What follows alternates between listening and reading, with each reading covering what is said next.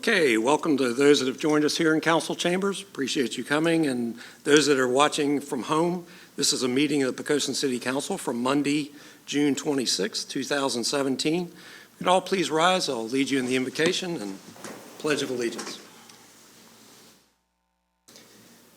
Heavenly Father, thank you for this day and for the many blessings we have received in our city. As we move forward on the various issues this evening, guide us. As we serve the community in the coming days, strengthen us to do what is right. And Lord, we especially ask that we stay mindful of those in need.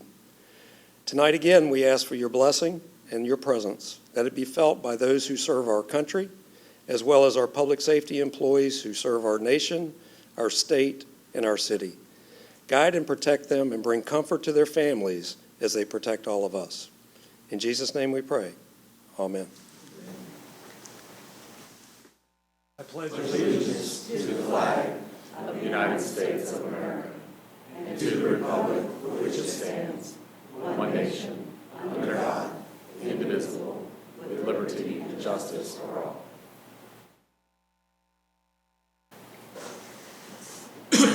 All right, very pleased this evening to get a presentation. I know some of the council members have heard this before, but we've got members that are new. And we've brought in Mr. Ted Hennepin. He is the director of Hampton Roads Sanitation District, or HRSD. And Mr. Hennepin, if you can just let us know what's going on and how we know we have an agenda item on here for us to enter into the SWIFT program. So if you can explain to us what that's about. Yes, sir. Thank you, Mr. Mayor and members of council. I appreciate the opportunity to be here. It's always nice to come to Poquoson. So tonight I'm going to talk just briefly about what our SWIFT initiative is. It's a sustainable water initiative for tomorrow. And so often I'm here talking about wastewater, and now we're going to talk about how we're not going to waste the water going forward. So our current state of wastewater in Hampton Roads is we treat it to very high standards, very exacting standards, and then discharge it into the local surface waters. The idea is that's a very valuable product, potentially, the water we treat. And if we just added a little more treatment, we can actually make it drinking water quality. And then it becomes very valuable. And so at that point, we started looking around for what could we do with it in this region where we've got a lot of water. We're really not a water scarce region like the western parts of the country and Southwest, where there's water scarcity drives a lot of their decisions. But we do have in the Eastern Virginia area is a groundwater crisis that's mounting over time. And so those that are dependent on the Potomac Aquifer, which is deep below us, roughly 300 to 500 feet below us to the top of the aquifer, have been pumping that for over 100 years and have really done damage to it over that period of time, to the point where DEQ is starting to get very concerned about the future of the Potomac Aquifer. So we were looking for something to do with drinking water quality water that we would create from our wastewater treatment process, adding the advanced treatments, and the idea that there needed to be some better use for that. And so it really looked like the logical solution for our area was put it in the ground and create a sustainable supply of groundwater for future generations. And as we started looking at that, it did a couple things for us. One, stabilize the regulatory process. So in the wastewater world, we've got permits that only extend 5 years out. Yet we have to make large capital investments often to meet the permits, the exacting requirements. And so before they were even paid off those investments on 20 or 30-year bonds, we're making more changes, and the technology continues to change, and we continue to invest. And the idea, if we take it to drinking water quality, there's little else the regulators could ask us to do. Now, we're not challenging any regulators with that. We're not throwing the gauntlet down saying try to find something else. But really, it's water that would meet drinking water standards, and there's really nothing else that can be done. By not discharging it, putting it in the ground, we reduce the amount of nutrients that we discharge to the bay, which are significant. And we're going to talk nutrients a little bit because that's what the agreement's all about. And that really gets us locally, as well as the whole state of Virginia, way ahead on their needs to meet the total maximum daily loads for the Chesapeake Bay nutrient reductions. And I'll talk a bit about that. Another thing we found along the way is we've always known we were sinking as a region. And when the USGS talks about sea level rise in our region, about half of that is due to the land sinking and half of it's due to the sea rising. So the net impact is twice as bad in Hampton Roads as it is along much of the rest of the Mid-Atlantic. And there's several factors in why our land's sinking, but one of the big factors is aquifer compaction. So as we've pulled water for all these years out of the aquifer, it's been allowed to squeeze down, sort of like a sponge, and just collapse with less pressure of water in it. Our modeling is showing that by putting water back in, we actually may be able to slow down or reverse that effect of the aquifer compaction and maybe regain some land surface at the low-lying areas. And then finally, there is some saltwater contamination because naturally, if you think from Richmond area down towards the Hampton Roads Tidewater area, you've got a downhill gradient. You know, you're at 100 to 120 feet above sea level when you get into the Richmond area.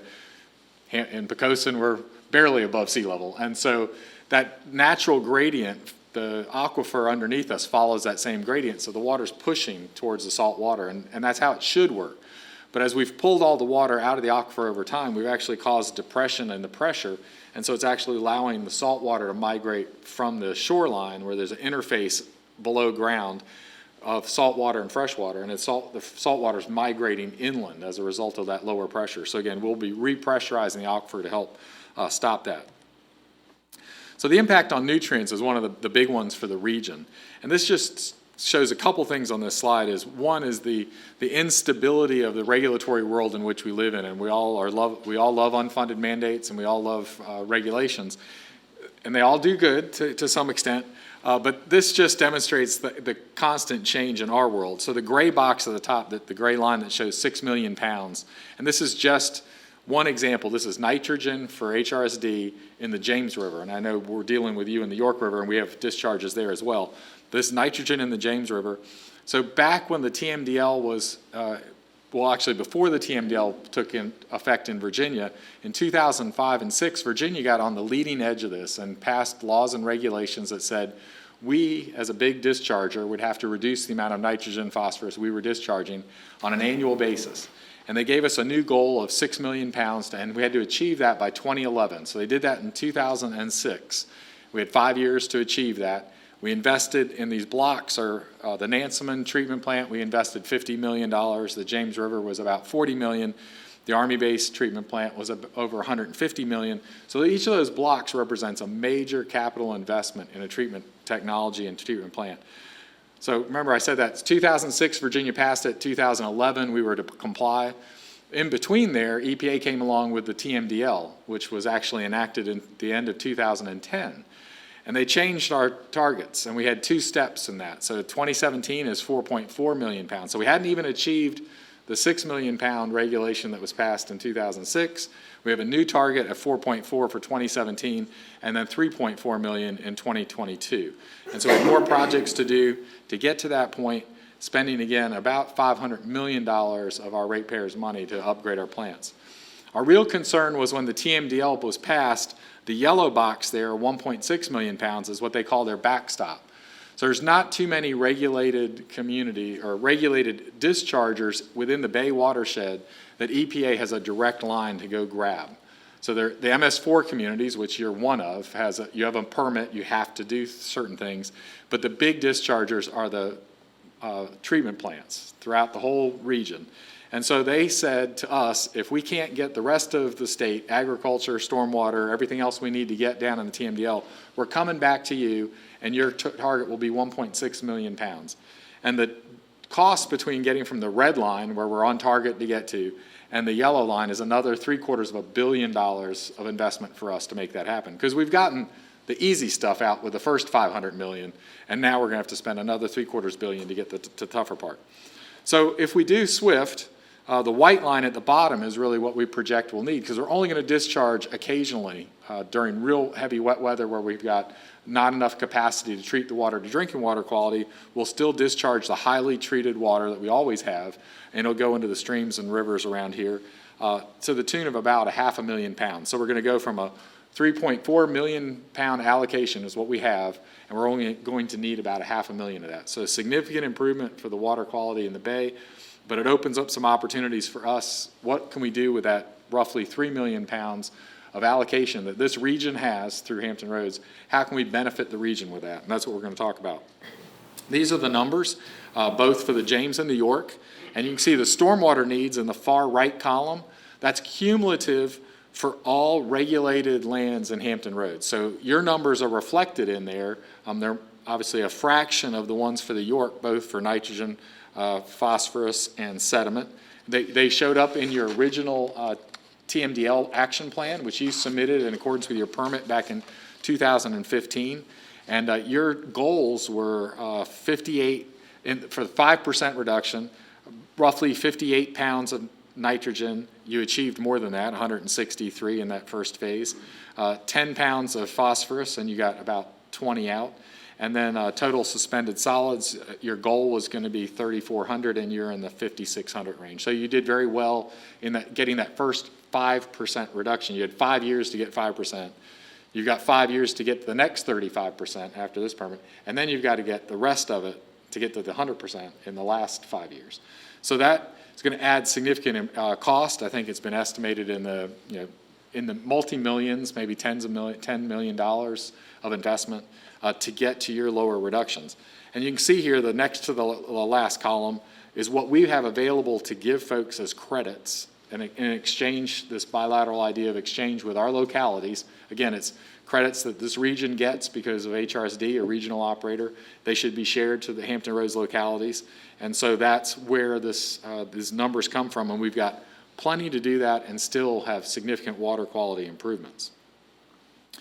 Sediments go through our treatment process and the nutrients. I won't go through the details, but essentially we still remove the nutrients. It's not like we're putting excess nitrogen into the ground that the ground can't handle. We meet drinking water standards, which actually at 10 milligrams per nitrate, which is one portion of the nitrogen, total nitrogen, is actually higher than the nitrogen, total nitrogen we're going to be putting into the ground. So the basic concept is you've got this TMDL action plan due again with your next 2 permit cycles, and that plan would say you're going to trade with HRSD to achieve your goals under the TMDL, and that going forward, you're going to be looking at more along the redevelopment lines and the development lines. That new development has to meet strict standards. You're all very well aware of that with stormwater ponds and retention, and that's going to continue to go forward, and that's going to keep you busy as a local government along with the rest of Hampton Roads. Instead of forcing you to go back and correct the errors of the past with the retrofits, which you're now going to trade with HRSD to make that happen. Your stormwater program's still challenging. You still got flooding issues to deal with. You've got plenty of permit issues to take care of. The trading allows this approach to happen without having to make those large investments in retrofits. So on region-wide, it's about a $2 billion savings. It's been estimated. And again, we're not charging anyone for those credits because everyone's paying for them through their wastewater rates. These are the interesting timing on these. Part of the big problem with these credits is we aren't going to have our facilities up and running fully until 2030. The first one will go under construction in 2020. So there's a little offset between when you have your permits, because your first permit was 2013. So your first 5-year permit cycle ends in 18, then you've got another permit cycle in 2023, and then the last one in 2028. If we're not starting until 2020, how can you take advantage of this and know you're going to make that happen? We're offering these term credits on an annual basis through 2036. So why 2036? Well, the idea was if for some reason SWIFT doesn't go forward, you still need time to make this happen. We wouldn't expect local governments to be able to turn on a dime and start figuring out how to put these projects back into place if SWIFT doesn't go forward. So you're guaranteed credits till 2036, and the agreement says we will tell you no later than the end of 2025 that this is good to go and convert these to permanent, so you can no longer worry about retrofits. So in the back of your mind, retrofits still hang out there as a potential liability until after 2025, when you'll know for sure whether the SWIFT program's going and we've made that decision to convert these permanent, or you've got 11 years to do your reductions that you would have to do today over the next 11 years, essentially. Just move the clock out.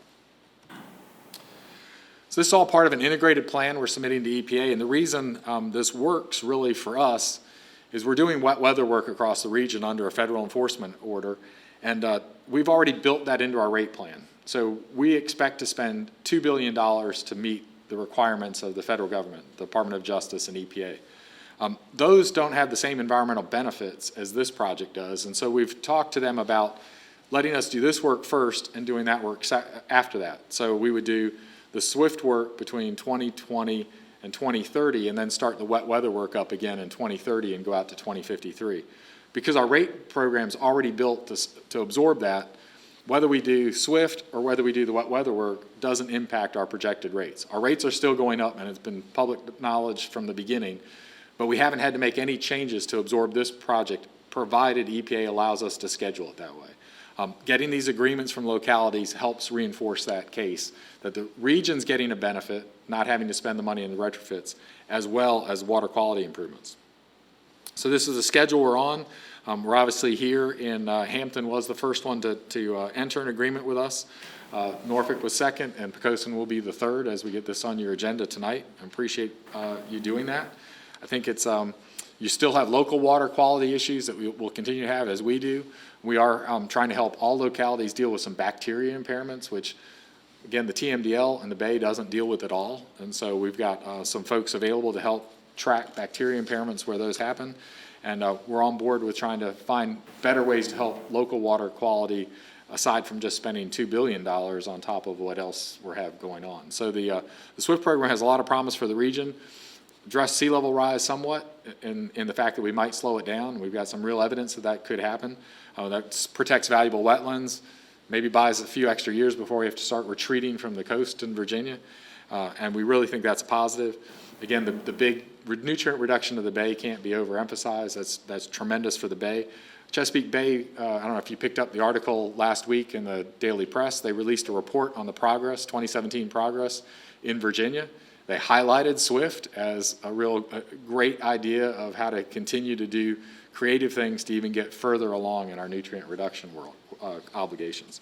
So that's where we are. I really appreciate the fact that Poquoson's taking the step to enter this agreement. I think it benefits you and it benefits us. I think it's good for the region, and we hate to see limited societal resources spent on things that may not need to be done. And I think this argues hard for the retrofits are hard to do. You don't own a lot of property. You'd have to go acquire it. You'd have to build it. You're in a low-lying area. It makes it really challenging to find the appropriate retrofits to remove nitrogen and phosphorus. So I think this is a win-win all the way around. So again, thank you. I'm here to answer whatever questions you might have. Any questions of council?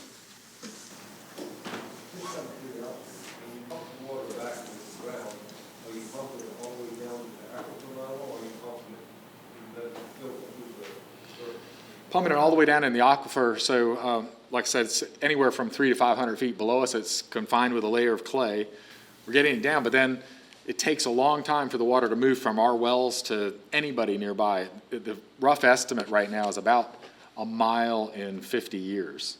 So, and there's nobody drawing their drinking water that close to us, so it'll have time to have natural soil treatment from the time it goes in to the time it gets to the next user, potentially even longer than that. We're still doing some modeling, but we're still treating it to drinking water standards before it even goes in. And I've drank a lot of it.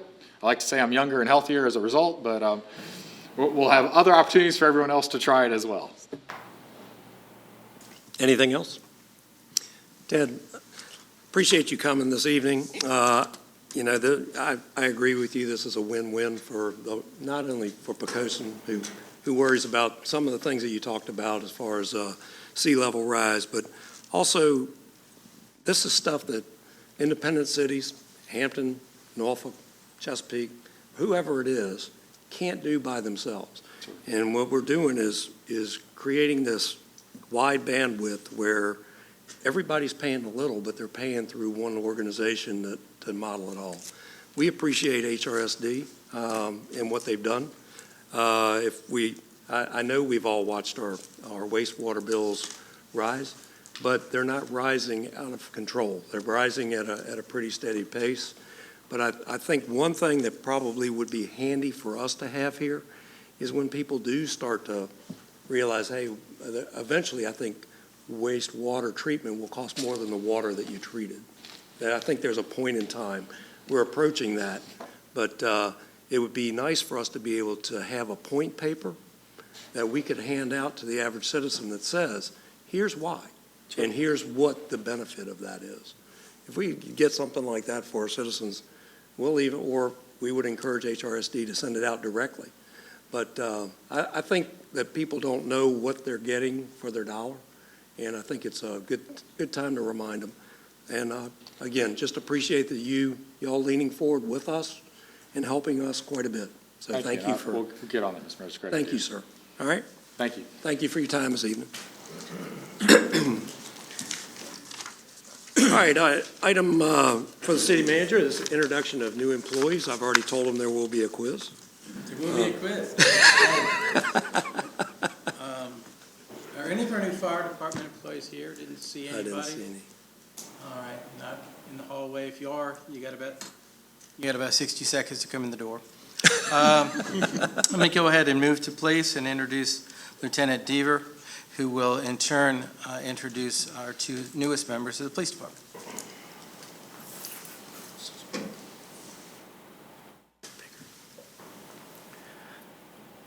The police department has hired three new individuals. 2 of them are already on the road and out of the field training. One is in the academy and should complete the academy in September. But our 2 individuals that have come to us recently come with significant amount of experience, not only in law enforcement, but also in leadership roles. The first officer is Officer Carla Crockett, who has almost 20 years of law enforcement experience in the area. She formerly a sergeant with Williamsburg Police Department prior to coming to Poquoson Police Department. So we're looking forward to many more years of her with us and providing that leadership capabilities to our officers that may need it. And then the second officer is Officer Daryl Anderson, who has over 25 years local law enforcement experience through several different agencies over those years. But he was also a former sergeant of investigations with Surrey County Sheriff's Office, so he brings a wide dynamic experience level as well through investigations, law enforcement, and supervision. Okay, thank you. And you want to just introduce yourself? Anything he left out? Go ahead and tell us. I don't know of anything he left out. He did a very good job. Okay. I'm very happy to be here, and it's a great community. I grew up across the water in Seaford, so been over here quite a few times before now. So. Well, I want to take this opportunity to welcome you publicly, because a lot of people will see your face in the coming days. But I will tell you that we appreciate your service to other communities, and we really look forward to your service with us. Thank you, sir. Using all that experience. So thank you. Thank you. I'm going to pretty much say the same thing. I mean, Lieutenant Deaver did a good job, introducing myself, and Officer Crockett. I pretty much grew up just on the other side. I grew up in Newport News, but military brat, bounced all over and born overseas, and this is where my parents settled. And like I said, I served in the military. That was the first time I put a badge on, 18 years old. And now I'm going to finish my career right here in Poquoson. And I've been here since May, and I'm enjoying it in good community. So. Hey, it's a difficult town or city to be an officer in, because a lot of difference between what can happen and the good citizens that you will run into. Right. And we appreciate that you bring that element of experience and judgment to recognize the difference. Okay, so it's a whole lot harder than it seems. A lot of people say, oh, it's got to be an easy job to be a policeman in Poquoson. And I'm like, I don't think so, because it can turn sour on you in a second. All right, but thank you. And again, we look forward to your experience on our streets as well. Thank you. Okay, thank you all both for taking your time this evening as well. Thanks. You're welcome. And thanks, Mr. David. Mr. Mayor, I'd also like to introduce Jessica Hartley, our Director of the Library, who will in turn introduce her new employee, who's also named Jessica. Jessica's put in, you have to be named Jessica, hiring policy. Apparently.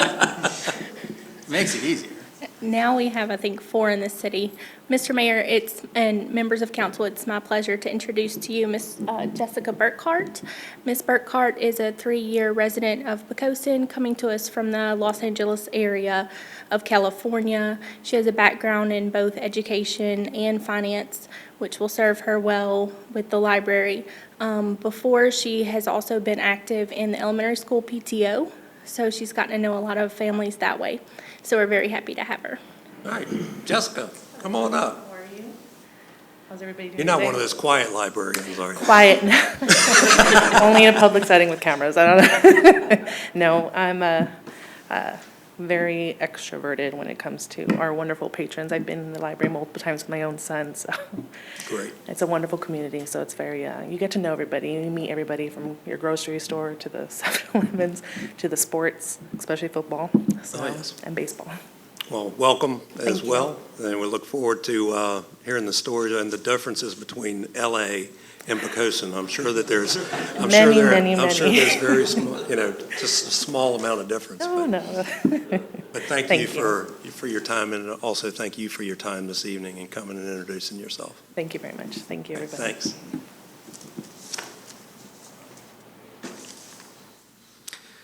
Okay, next item on the agenda is an audience for visitors. I'll open that audience for visitors and ask if there's somebody that would like to address council on any subject. Now is that time.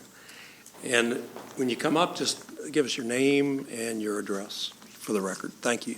Good evening. My name is Kathleen Holshoe. I'm a disabled veteran, 100% disabled, and me and my husband are here tonight to ask you, petition you on this. Yeah, we live in 679 Poquoson Avenue. We moved here. We got here last month, May 3rd, and we inquired about what kind of paperwork would be required to apply for the 100% relief of personal property tax of one privately owned vehicle for 100% disabled veterans. The Code of Virginia Title 58.1 describes what that is, and I got it in this letter, which we'll hand out to you, but you just have, it says one motor vehicle owned and regularly used by a veteran who is either lost or lost the use of one or both legs or an arm and a hand, or who is blind, or who is permanently and totally disabled as certified by the Department of Veterans Services. In order to qualify, the veteran must provide a written statement to the Commissioner of Revenue or other assessing officer from the Department of Veterans Services that the veteran has so been designated or classified by the Department of Veterans Services as to meet the requirements of this section, that his or her disability is service-connected. Now, we've been here since 1991, and we've been moving around, and since my wife has been deemed as 100% in 2006, we've resided in Smithfield and in Hampton, to where she's received 100% relief for one of the vehicles that she owns. And when we came to town, we stopped and talked to Ms. Wiggins and to figure out what this was, and she said that they had not enacted any type of relief for this in Poquoson, and that's why we would want to petition the City Council for this relief. Therefore, we would like to petition the City of the Council on behalf of ourselves and all 100% disabled veterans that they adopt an associated 100% personal tax relief for personal property for one vehicle into current statutes or ordinance. So, I mean, like I said, we've looked around. I think York County even has one in there that they give a little bit of relief for it too. So that's what we're looking for. Okay. Well, thank you for your petition.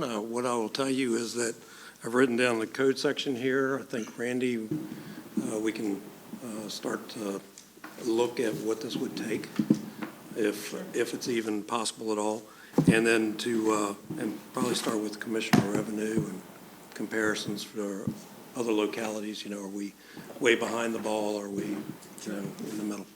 I have copies of letters for each and every one And of you. I'm glad you gave us your name, and so if we have a work session about it, we'll make sure that you're aware of it. All right, thank you Okay. very much. Thanks a Hey, lot. thank you all for coming. Thank you. Yes.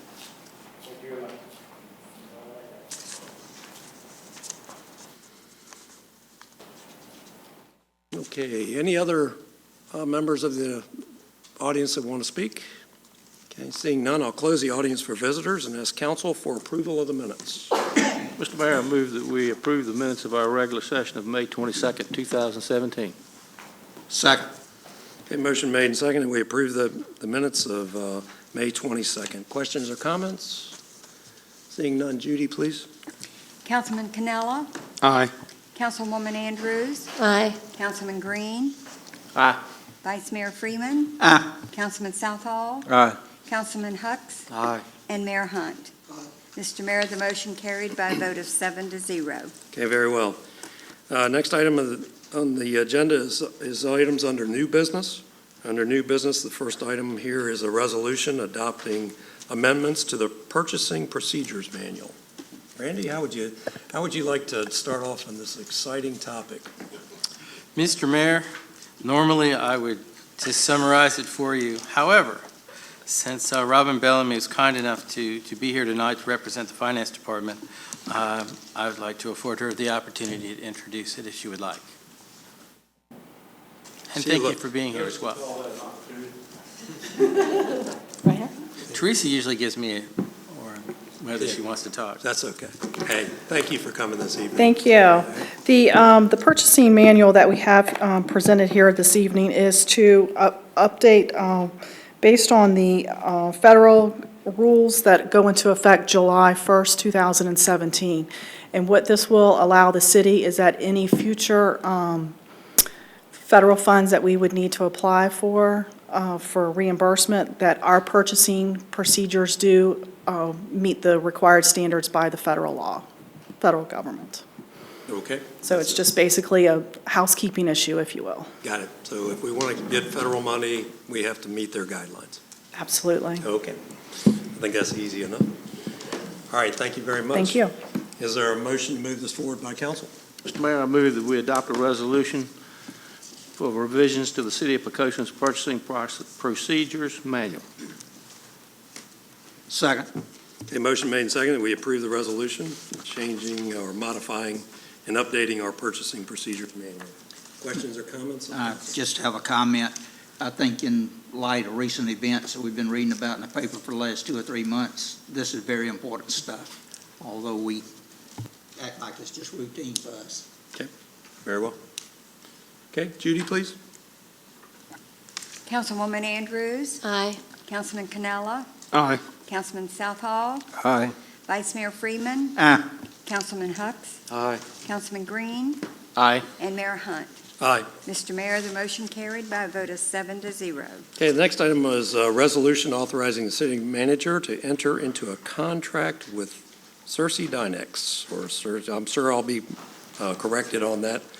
But, and my understanding is that this is a library system, so would you like, well, I see one of the Jessicas left. Would you like the other Jessica to come talk? Yes, please. Please, Jess. Let me introduce Jessica Hardy, the Library Director.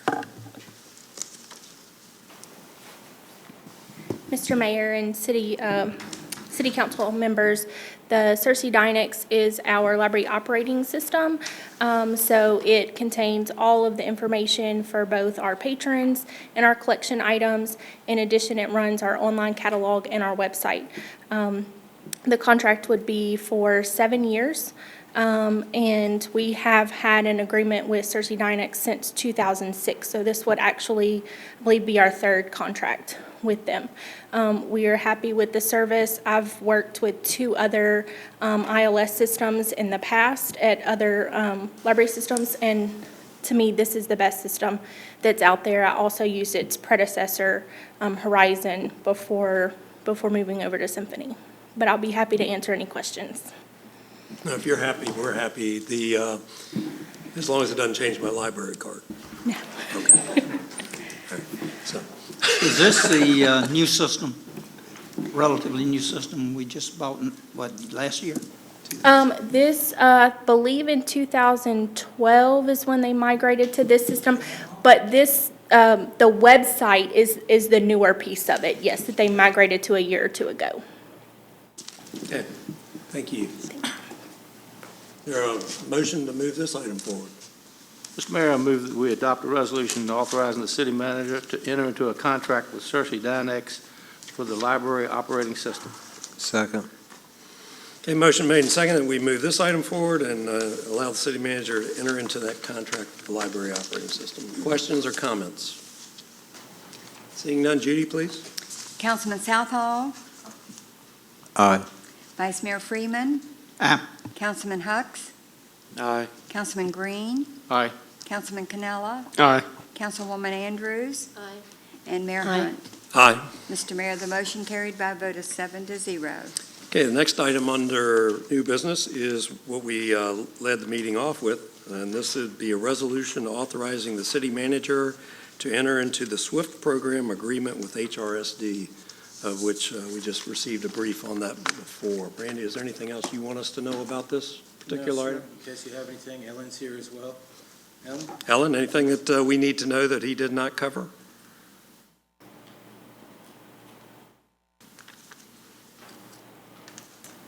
The only thing I think Ted did a great job of explaining the program.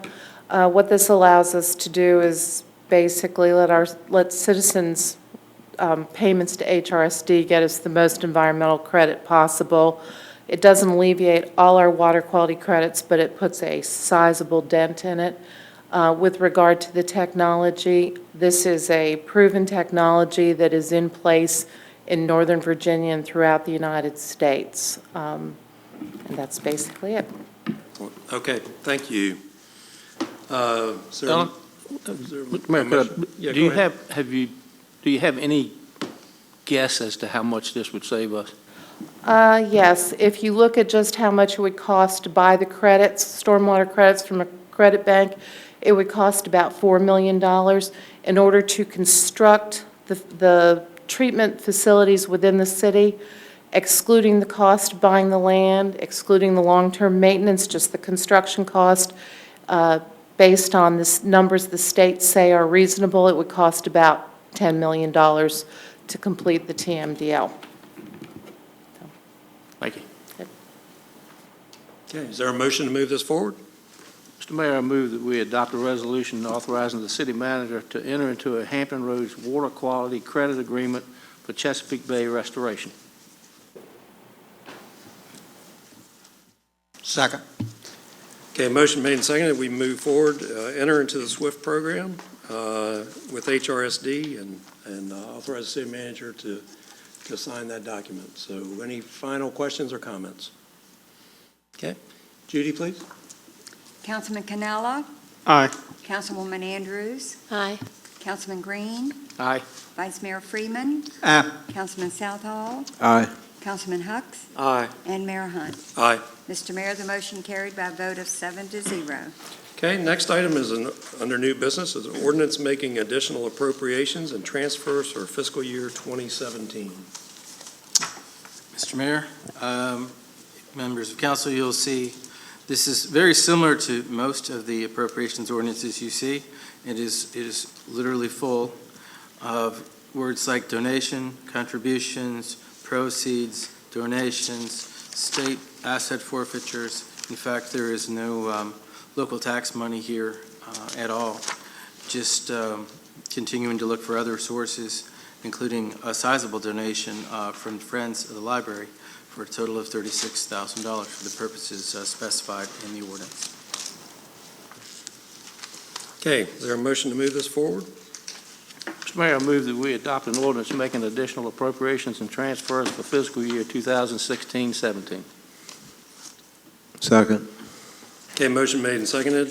I will tell you that I think Randy's words there said it all. Donations, transfers. I would like to personally thank the Friends of the Library, any organization that's raising $36,000 for our local library. Needs to hear thank you. What a great attribute they are to this city. I know we have others as well, and we don't get to say thank you enough to all of them. But no local dollars in here, and I can't say enough good about it. Any other comments from council? Okay, seeing none. Judy, please. Councilman Green? Aye. Councilman Hucks? Aye. Councilman Canella? Aye. Councilman Southall? Aye. Councilwoman Andrews? Aye. Vice Mayor Freeman? Aye. And Mayor Hunt. Aye. Mr. Mayor, the motion carried by a vote of 7-0. Okay, the last item under new business is a resolution making appointments to various boards and commissions. Councilman Green, you have a motion? Yes, sir. Mr. Mayor, I move that we adopt a resolution making appointments to various boards and commissions with the following names inserted. For the Hampton Roads Planning District Commission, Councilman David Hucks, and for the ex officio member, Randy Wheeler. Their terms will expire June 30th, 2019. For For the Thomas Nelson Board, Alan Melton, whose term will expire June 30th, 2021. For the Virginia Alcohol Safety Action Program, Kelly A. Waddell. Her term will expire June 30th, 2020. For the Wetlands Board, this is a reappointment for the first two. Thomas Carlson will be the board member. William Clark, one alternate.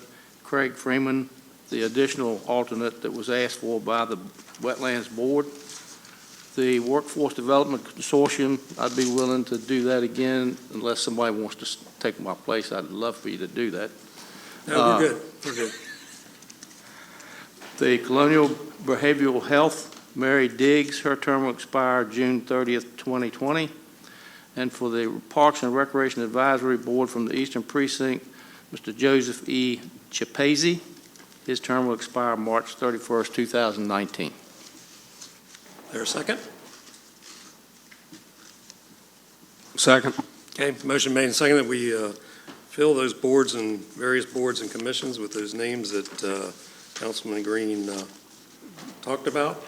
See drastic changes in any of that. We'll tell you that of that, the Thomas Nelson Board appointment, I think, is a very solid choice as well. So, and that's probably one of the more involved of that. So, Wetlands Board is always important, and having people that live on the water and understand what we're talking about.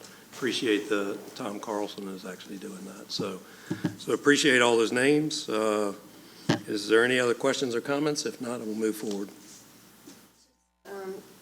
Like I mentioned before, because I didn't know any of these names until, except for Mr. Milton, because I got a call from Mr. Hucks until I sat down tonight. So just same thing I mentioned before, it'd be nice to have more of a formal communication process to know the names before we got here. Would be great. All right. Any other questions or comments? Okay, Judy, please. Councilwoman Andrews, Aye. Councilman Canella, Aye. Councilman Southall, Aye. Vice Mayor Freeman, Abstain. And Councilman Hucks? can you just let us know the reason why? I know your son is in there. That's the reason.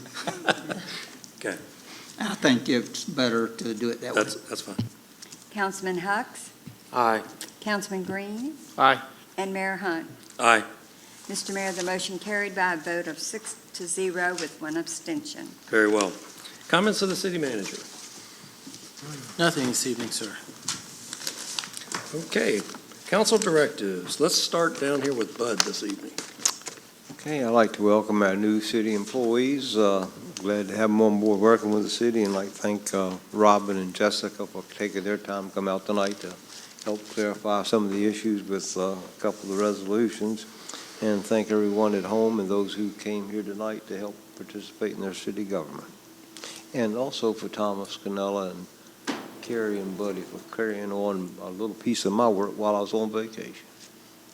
Okay, very well. Councilwoman Andrews. Nothing other than I'll just concur with what Bud said. Okay. Mr. Vice Mayor. No. Glad to have you back. Councilman Hucks. Thank you, Mr. Mayor. I'd like to comment briefly on a project that is dear to my heart, and that is the enhancement project that we were able to do to our war memorial in front of City Hall. Quite a few people, groups, individuals had a hand in that, and I consider it pretty remarkable that this project went from a concept this past January to reality in May, 4 short months later. And it's quite an honor and well-deserved for our fallen veterans. Specifically, we were able to create plaques with pictures and some biographical information for each of the 17 veterans, as well as a beautiful PowerPoint presentation that's on our city website for everybody to see at any time. But would like to thank the council, first of all, for your support of the project. Thank you to City Manager Randy Wheeler and his staff for their efforts. Thank you to Ms. Barbara Whitlow, Mr. Paul Whitlow, and Ms. Mary Clemens from the Poquoson Museum and Historical Society.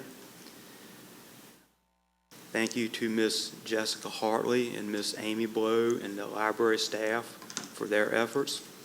Thank you to Mr. Ray Yanello and all the members of the Holloway Moore Post 273 of the American Legion.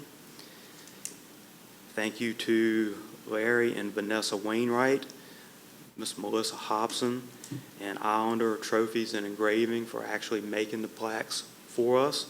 And thank you as well to the families and all the individuals that donated pictures and biographical information. Okay, well stated. You left one out. I think it was your idea. Okay, so thank you for bringing the idea. And, you know, what was it that Congressman Whitman says he likes to, that the light speed for the federal government is nowhere close to 4 months. So a great job to all of you. So a great job in taking it from concept to reality in that short period of time. And thank you for that well-deserved recognition. I was very proud to see those plaques, and it's great putting that face with the name. So thank you. Councilman Green. Yes, Mr. Mayor, if y'all will indulge me, I have 4 things tonight. Oh, First wow. one is the food bank is tomorrow from 10 to 1 at the old municipal building across from Tabernacle United Methodist Church. The Lions Club is hosting it tomorrow, and it's always great when they come because they bring extra food. I understand this time they're going to have 90 bags filled with peanut butter and canned tuna. And so that always helps out. It's nobody has to qualify for anything. We can just hand it to them. So we always appreciate that, and they're always good workers.